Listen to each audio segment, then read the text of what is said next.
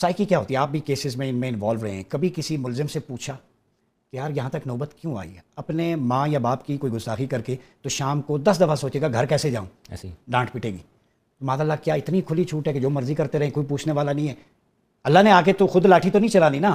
ہم مسلمانوں نے امام مالک سے پوچھا گیا کہ اگر آپ صلی اللہ علیہ وسلم کی توہین ہو تو امت کیا کرے؟ فرمایا اگر نہیں روک سکے تو مر جانا چاہیے، جینے کا کوئی حق نہیں. تو آپ بتائیں کبھی کسی اہانت کرنے والے سے، میں وہ لفظ نہیں بولتا، آپ نے پوچھا کبھی یار یہ کیا وجہ؟ ان کی فیملی سے پوچھا؟ یہ سائیکی بھی ذرا بتائیں لوگوں کو. دیکھیں کچھ چیزیں ایسی ہیں کہ جو ہم آپ کو اس طرح کو پبلکلی بہت اشارے ساری کنائے میں چیزیں ٹھیک ہے سیدھا بتا نہیں سکتے، لیکن دیکھیں نا جو پچھلے کچھ ٹائم میں جو چیز تبدیل ہوئی ہے اس ملک میں وہ یہ ہوئی ہے کہ ایک پورا طبقہ اور اچھی خاصی تعداد میں لوگ اور آپ کے ملک کے اداروں کے اندر بیٹھے ہوئے لوگوں نے ان کی سپورٹ شروع کر دی ہے. تو جب یہ ہوگا لوگوں کو یہ اس بات کا جب احساس ہوگا کہ ہمیں کوئی پوچھے گا نہیں، ہمیں کسی قانون نے پوچھنا نہیں ہے. آپ کے ملک کے ایک ادارے نے ایک رپورٹ بنا دیجیے کہ بہت سارے کیسز جو ہیں وہ اسی طرح بنے ہوئے ہیں.